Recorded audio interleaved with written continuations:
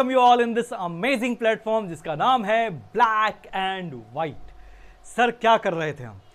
Sir हम बहुत प्यार से पढ़ रहे थे। क्या पढ़ रहे थे सर ये याद नहीं है, बट पढ़ तो रहे थे। आपको पक्का याद नहीं होगा। मैक्सिमम बच्चों को जब मैं पूछता हूँ कि क्या कर रहे थे पिछले क्लास में, तो सर पढ़ रहे थे। क्या पढ़ रहे थे नहीं पता सर। ठीक है, तो इसी के लिए ज़रूर अपडेट रखिए कि पिछले क्लास तक हम क्या कर रहे थे। हम 2 पार्ट कर चुके हैं गवर्नमेंट बजट का। यानी फर्स्ट पार्ट में हमने समझा था गवर्नमेंट बजट का डेफिनेशन और ऑब्जेक्टिव ऑफ गवर्नमेंट बजट। ठीक है, ये 2 चीज़ हम समझ चुके थे। फिर हमने नेक्स्ट पार्ट में किया कि सरकार गवर्नमेंट बजट 2 तरीके से होता है, रिसिप्ट और एक्सपेंडिचर। तो हम रिसिप्ट पोर्शन को समझ रहे थे। रिसिप्ट में क्या आता है, रेवेन्यू रिसिप्ट और कैपिटल रिसिप्ट। तो हम रेवेन्यू रिसिप्ट को खत्म कर चुके थे सर। आज हमें कैपिटल रिसिप्ट करना था। तो आइए कैपिटल रिसिप्ट को करते हैं और समझते हैं डिटेल में कैसे कैसे इसको वर्कआउट किया जा सकता है। ठीक है, चलिए शुरू करते हैं। तो सर ये चार्ट है आपके बुक का ही है, संदीप गर्ग बुक का है। होपफुली आप सबके पास ये होगा, आपने देखा होगा। ठीक है, चलो देखते हैं। सर रेवेन्यू रिसिप्ट हम कर चुके थे। रेवेन्यू रिसिप्ट में टैक्स रेवेन्यू, टैक्स रिसिप्ट और नॉन टैक्स रिसिप्ट होता है। ठीक है, आज जो हमें करना है कैपिटल रिसिप्ट करना है। अच्छा, आपको याद होगा मैंने एक चीज बताया था, जब भी हम किसी से कोई चीज रिसीव करते हैं, जैसे अगर मैं आपसे 1000 रुपए रिसीव करता हूं, तो या तो मेरा कहां लिखूं, चलो यहां लिखता हूं, या तो मेरा एसेट्स डिक्रीज करना चाहिए या फिर लायबिलिटी इंक्रीज करना चाहिए। सर ये मैंने पिछले क्लास में समझाया था डिक्रीज इंक्रीज क्या है, इसी के बेसिस पे डेफिनेशन भी था। ठीक है, तो क्या होता है रेवेन्यू रिसिप्ट, अगर मैं किसी से भी 1000 रुपए रिसीव कर रहा हूं, अगर मैं आपसे पैसा ले रहा हूं, तो आप बदले में कुछ ना कुछ मुझसे ले जाओगे। तो या तो मेरा एसेट रिड्यूस होना चाहिए, या फिर मैं आपसे 1000 रुपए लिया हूं तो मेरी लायबिलिटी इंक्रीज हो जाती है कि मुझे कभी ना कभी आपको चुकाना पड़ेगा। जब ये दोनों ही चीजें नहीं होती हैं सर, तो उसको बोलते हैं रेवेन्यू रिसिप्ट। इसे डेफिनेशन भी इसका यही बना था, revenue receipts are those receipt which neither decrease the asset of the government nor increase the liability of the government. ठीक है, अब सर यहां भी रिसिप्ट है, तो यही दोनों चीज होना चाहिए। सर रिसिप्ट है, या तो एसेट्स डिक्रीज होना चाहिए या फिर लायबिलिटी इंक्रीज होना चाहिए। सर इसमें कैपिटल रिसिप्ट में क्या होता है, इसमें ईदर और, या तो ये हो रहा होगा या फिर ये हो रहा होगा। ध्यान रखना, इसमें नीदर नॉर होता है, उसमें ईदर और होता है। ठीक है, capital receipts are those receipt which either decrease the asset or increase the liability of the government. Capital receipt क्या है, या तो सरकार का एसेट गिरा देगा। रिसिप्ट क्या है, सरकार पैसा अगर कहीं से ले रहा है, रिसीविंग मतलब क्या है, सरकार पैसा कहीं से ले रहा है। सरकार अगर पैसा रिसीव कर रहा है तो उसके बदले में या तो उसका एसेट डिक्रीज होगा या फिर लायबिलिटी इंक्रीज होगा। ठीक है, इसमें ना दोनों में से किसी में कोई इंपैक्ट नहीं आता था, इसमें से दोनों में से कोई एक पे इंपैक्ट आएगा। ठीक है, देखो अगर आपने प्रीवियस वीडियो देखा है तो आपको बहुत अच्छे से क्लियर होगा, क्योंकि ये बहुत डिटेल था, बहुत डिटेल में मैंने ये करवाया था। 25 मिनट का वीडियो करके डिटेल में समझाया था, तो होपफुली आपको क्लियर होना चाहिए वो। चल आज जो कर रहे हैं ये कि सरकार, हम क्या कर रहे थे, बजट रिसिप्ट। ठीक है, बजट का 2 पहलू होता है, रिसीविंग और एक्सपेंडिचर। अभी हम रिसीविंग को खत्म कर रहे हैं, फिर हम एक्सपेंडिचर पे जाएंगे। बताया था ना, government budget is statement showing all the expected expenditure and receipt. तो अभी रिसिप्ट वाला पोर्शन कर रहे हैं, फिर एक्सपेंडिचर वाला पोर्शन करेंगे। ठीक है, सरकार को पैसा 2 जगह से आता है, रेवेन्यू रिसिप्ट और कैपिटल रिसिप्ट। तो रेवेन्यू रिसिप्ट समझ चुके हैं, कैपिटल रिसिप्ट समझते हैं। सर कैपिटल रिसिप्ट में आपने बोला या तो एसेट डिक्रीज होगा, लायबिलिटी इंक्रीज। पहला है बोरोइंग। अगर सरकार कहीं से भी पैसा बोरो कर रहा है, उधार पे लेके आ रहा है, ठीक है, सरकार कहीं से भी बोरोइंग करके लेके आता है। चलो आपके लिए क्वेश्चन है, ये बताओ देश अभी कितने कर्जे में है? आप तो बहुत अच्छे से गूगल और ये सब यूज कर पाते हो ना, तो इंस्टाग्राम रील स्क्रॉल करने से अच्छा है कि एक बार जाके गूगल पे सर्च करो कि इंडिया में कितना ज्यादा हमारे पास बोरोइंग है, यानी देश कितने कर्ज में है। ये आपको गूगल से सर्च करना है और कमेंट बॉक्स में बताना है कि आखिर इंडिया कितने कर्ज में है। ठीक है ना, बोरोइंग क्या होता है सर, अगर सरकार कहीं से उधार लेके आया है पैसा, कहीं से बोरो करके लेके आया है, तो अगर बोरो करके लेके आया है तो उसकी लायबिलिटी इंक्रीज करती है ना, पे तो करना ही पड़ेगा। अगर गवर्नमेंट, मोदी जी किसी से उधार मांग के ले आ रहे हैं, जिसको मेलोडी खिला रहे हैं, पता नहीं ये वीडियो आते आते शायद ये डिले हो जाएगा, बट मोदी जी जाके मेलोडी किसी को खिला के ला रहे थे। अगर उसको मेलोडी खिला के ला रहे हैं, उससे पैसा उधार लेके आ रहे हैं, बोरो करके ला रहे हैं तो चुकाना भी तो पड़ेगा ना, तो लायबिलिटी इंक्रीज हो गई गवर्नमेंट की, ठीक है। सेकंड, रिकवरी ऑफ लोन, अगर सरकार कहीं से लोन दिया था उसका रिकवरी ले रहा है, जब मैं किसी को लोन देता हूं तो मेरे लिए वो एसेट होता है, समझना।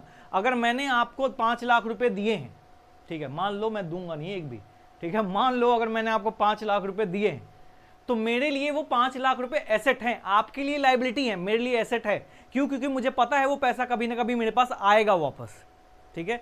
तो अगर मैं उसको, आप मुझे पे कर दोगे, वापस पे कर दोगे, तो मेरा एसेट रिड्यूस हो जाएगा ना। जब मैंने आपको 5 लाख दिया था तो मेरे लिए एसेट था ना 5 लाख, इतना तो अकाउंट्स में पढ़ा होगा। जब कंपनी किसी को पैसा देती है, ठीक है, इंटरेस्ट पे या ब्याज पे पैसा देती है, तो सर कंपनी के लिए वो एसेट है, और जब वो वापस कर देगा तो मेरा एसेट रिड्यूस हो जाएगा ना सर, ठीक है। अदर रिसिप्ट, सरकार कहीं से भी पैसा लेके आएगा तो उसके लिए लायबिलिटी इंक्रीज होता है। इसमें एक आधा पॉइंट और लिखो, एक है डिस इन्वेस्टमेंट, ऐड करो, ठीक है। डिसइन्वेस्टमेंट क्या होता है सर? डिसइन्वेस्टमेंट, डिसइन्वेस्टमेंट होता है जब सरकार अपने एसेट को बेच रहा होता है। सरकार अपने एसेट, जैसे अभी हाल फिलहाल में सरकार ने LIC के शेयर्स बेचे थे। LIC आपने सुना होगा, लाइफ इंश्योरेंस कॉर्पोरेशन, सरकार का एसेट था, ये सरकारी फर्म थी। सरकार ने LIC के कुछ शेयर बेच दिया। जब सरकार कहीं पैसा लगाता है तो इन्वेस्टमेंट कहलाता है, सरकार अपने शेयर्स बेच रहा होता है तो उसको डिसइन्वेस्टमेंट बोलते हैं।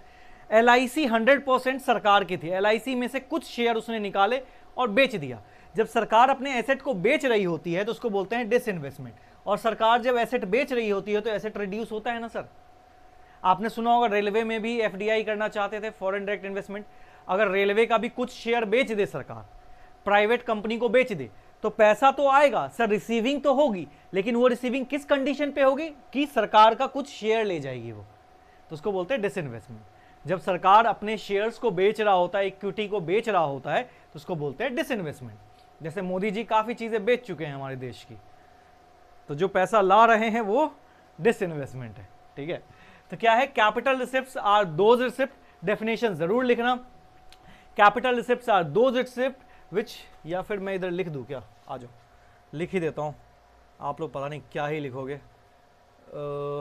ये देखो, ये रेवेन्यू रिसिप्ट का लिखा हुआ था पिछले क्लास का, अब यहां पे कैपिटल का लिख लेते हैं। आ जाओ,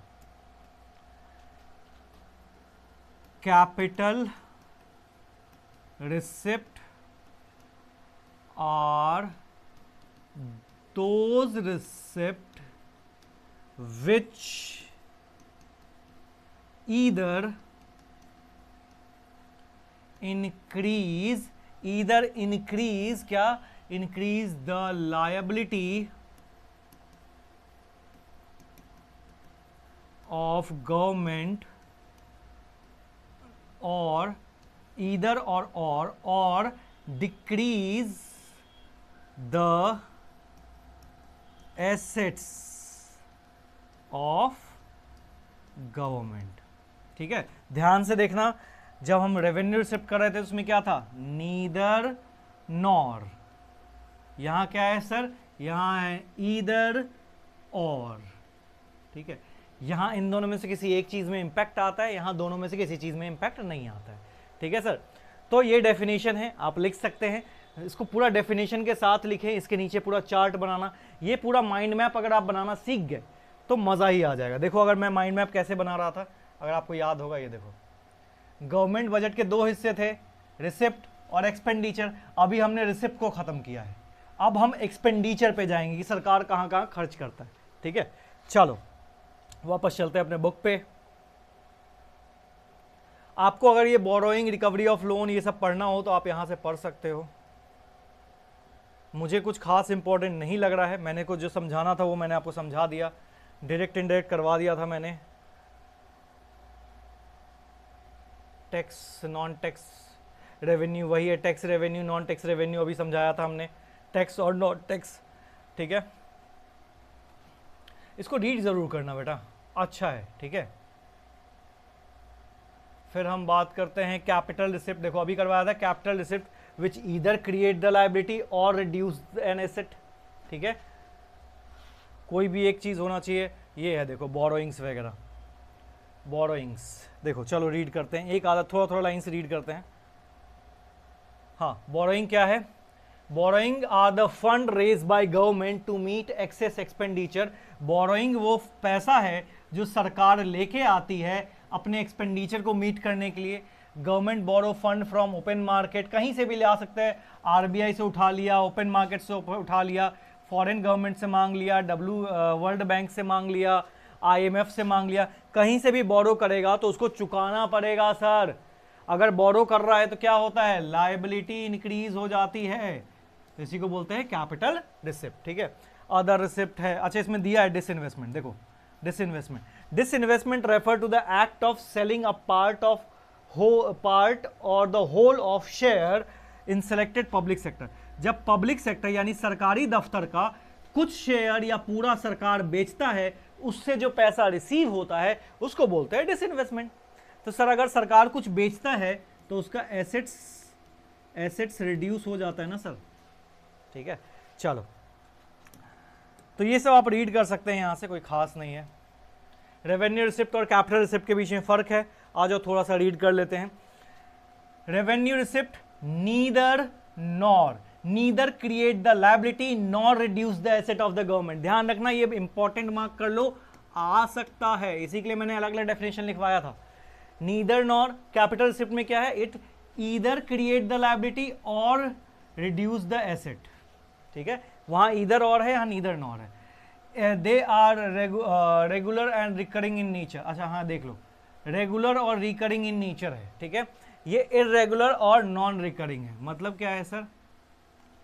ये रेगुलर है यानी यहां से फिक्स सोर्स है कि सरकार को पैसा आते ही रहेगा, वहां पे इररेगुलर है, सरकार कभी कम कर देता है, कभी बेचेगा, कभी नहीं बेचेगा, कभी पैसा लेगा उधार पे, कभी नहीं लेगा, तो इररेगुलर है। बट ये रेगुलर है। टैक्स जो लग रहा था पिछले 60-70 साल से लग रहा है टैक्स, तो लग ही रहा है, अंग्रेज भी लगा ही रहे थे। तो ये रेगुलर इनकम है सरकार का, ये इररेगुलर है।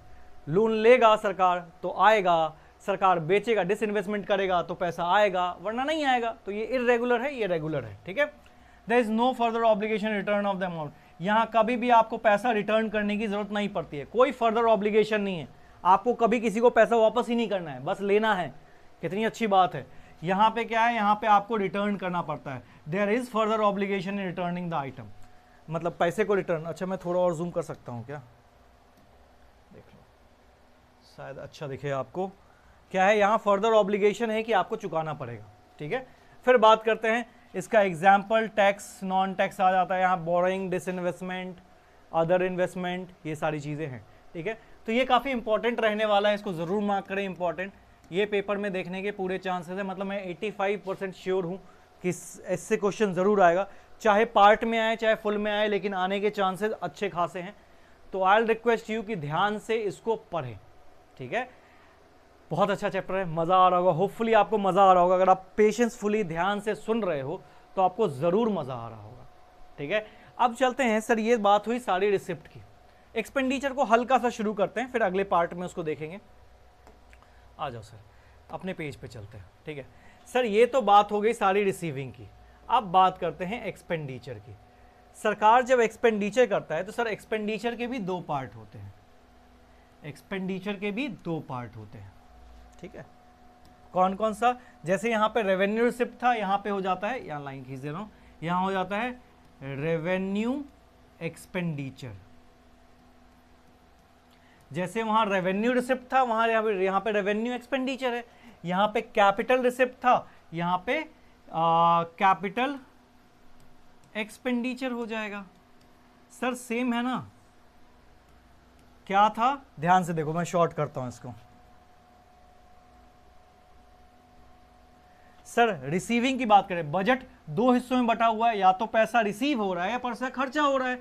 रिसीव दो जगह से होता है, रेवेन्यू रिसिप्ट और कैपिटल रिसिप्ट। वैसे ही expenditure, revenue expenditure, capital expenditure. Clear है? रेवेन्यू एक्सपेंडिचर और कैपिटल एक्सपेंडिचर। चलो अब एक काम करते हैं, नेक्स्ट पार्ट में इन दोनों को खत्म करते हैं। ठीक है, तो अच्छा रहेगा। अभी फिलहाल मैं आपसे सिर्फ इतना रिक्वेस्ट करूंगा, इस पार्ट को अच्छे से समझें, इस पार्ट को अच्छे से रीड करें, ताकि इसमें कोई भी डाउट ना रह जाए। हमने क्या क्या कर चुके हैं अभी तक सर? हमने गवर्नमेंट बजट का डेफिनेशन देख रखा है, क्यों बनता है गवर्नमेंट बजट, ऑब्जेक्टिव देख रखा है सर हमने रेवेन्यू बजटरी रिसिप्ट यानी सरकार को कहां कहां से पैसा आता है ये सारा समझ लिया, सरकार कहां कहां खर्च करती है ये हम अगले पार्ट में समझेंगे। अगले पार्ट में होपफुली ये दोनों खत्म कर दूंगा, उसके बाद थोड़ा सा और है चैप्टर में, यानी 2 पार्ट और होंगे, ये 3rd पार्ट है, ठीक है। तो 4 और 5th 5 पार्ट में पूरा चैप्टर खत्म, ठीक है। ऑल्दो ये हार्डली 2 से 2 क्लासेस का चैप्टर है, लेकिन क्योंकि मैं यहाँ पे शॉर्ट में रखना चाहता हूँ, क्योंकि ज़्यादा दूंगा तो आप शायद ऐसे करो सर क्या पढ़ा दिया, नहीं समझ में आया, या इतना सारा हम पढ़ नहीं पाते हैं सर एक बारी में, इसी के लिए मैं छोटे छोटे पार्ट्स कर रहा हूँ ताकि आपको बेहतर समझ में आए। बाकी अगर आपको अच्छा लग रहा है तो आप लाइक, कमेंट और सब्सक्राइब कर सकते हैं, और बिल्कुल ना भूलें कि आपके साथ सानू सर भी लगे हुए हैं जो अकाउंटेंसी पढ़ाए जा रहे हैं। मुझे नहीं पता कैसा पढ़ा रहे हैं, बट कुछ तो पढ़ा ही रहे हैं, ठीक है, वो पढ़ाते ही रहते हैं, ठीक है। तो आप उनको भी ज़रूर फॉलो करें, अच्छा पढ़ाते हैं वो अकाउंट्स, इतना तो मुझे पता है क्योंकि हम दोनों ने मिलके काफ़ी बच्चों का अच्छे अच्छे कॉलेजेस में एडमिशन करवाया है। जिस भी प्लेटफॉर्म पे हम दोनों बैठे हैं तो हमने अच्छा सिलेक्शन करवाया। हम अपनी तारीफ़ तो नहीं कर रहे, लेकिन हाँ करवाया है, इसी के लिए बता रहे हैं। अब ऐसा नहीं है कि सभी का करवा दिया है, लेकिन हाँ कुछ पढ़ने वाले बच्चे होते हैं। देखो हमेशा टीचर के एंड से सिर्फ करने से चीज़ें नहीं होती है। अगर मैं आपको तभी रेस में दौड़ा सकता हूँ जब आप दौड़ने के लिए विलिंग हो। अगर आप दौड़ना ही नहीं चाहते हो तो मैं आपको घसीट नहीं सकता हूँ रेस ट्रैक पे। अगर आपको है कि मुझे सर 90s के पार जाना है, आप मेरे साथ दौड़ रहे हो, तो मैं आपको गाइड भी करूँगा और आपके साथ चलूँगा, आपके साथ भागूंगा। लेकिन अगर आप नहीं चल रहे हो, आप बैठे पड़े हो सर मुझे जाना ही नहीं है वहाँ तक, तो मैं घसीट नहीं सकता हूँ आपको। कोई भी टीचर नहीं कर सकता, मैं क्या कोई भी टीचर नहीं। जब तक आप विलिंग नहीं हो कि हाँ आपके सपने ही नहीं है 90 तक के, आपके सपने ही नहीं है कि मैं 90 को क्रॉस करूँ, तो मैं थोड़ा सपने देख सकता हूँ कुछ भी। मैं तो चाहता हूँ मेरा हर बच्चा करे, लेकिन आप साथ में मेरे सपने को और आपके सपने को अलाइन होना पड़ता है, तभी जाके हम दोनों मिलकर कुछ कर सकते हैं। तो मेरी रिक्वेस्ट सिर्फ आपसे इतना ही है। कई बच्चे मैंने देखा है जो अपने आप को सिर्फ पास की कैटेगरी में समझते हैं कि सर पास कर जाए, इससे ज़्यादा मुझे ज़िंदगी से कुछ नहीं चाहिए। ट्रस्ट मी बेटा, जब आप बड़े होगे ना तो आपको रिग्रेट होगा, या बड़े क्या, आप 12th का बोर्ड दे के आओगे, जब रिजल्ट हाथ में होगा ना तभी रिग्रेट हो जाएगा आपको कि काश थोड़ा और मेहनत कर लिया होता तो ये 10-12% और बढ़ सकता था। सेम डे पे आप किसी से ही बात करना, कोई भी भैया दीदी होंगे जो 12वीं का रिजल्ट हाथ में होगा उनके, या 12वीं पास कर चुके हैं, उनसे पूछना, बोलेंगे अरे नहीं बस यार मैंने नहीं पढ़ा था, मुश्किल था नहीं, मैंने ढंग से पढ़ाई नहीं किया था, वरना लाना आसान था। और ये चीज़ रियलाइज तब होती है जब आपके हाथ में रिजल्ट है, जब आप कुछ नहीं कर सकते हो। अगर यही चीज़ पहले रियलाइज हो जाए ना, जब आपके पास टाइम है, तो मज़ा आ जाएगा। तो मतलब अगर मैं भाग रहा हूं, आप भी मेरे साथ साथ पेस में चल रहे हो कि सर आपने ये चैप्टर करवाया हमने कर लिया, आपने ये क्वेश्चन करवाया हमने कर लिया, तो मज़ा आ जाएगा। फिर तो मतलब दोनों भागेंगे तो हम तो 90 के पार क्या, मतलब 95 के पार जाके रुकेंगे, ठीक है। तो ये छोटा सा मेरे हिसाब से आपके लिए मोटिवेशन हमेशा रहना चाहिए। अभी के लिए इतना ही रखते हैं, बाय बाय, थैंक यू। और सबसे इंपॉर्टेंट चीज़ क्या है, पढ़ते रहिए।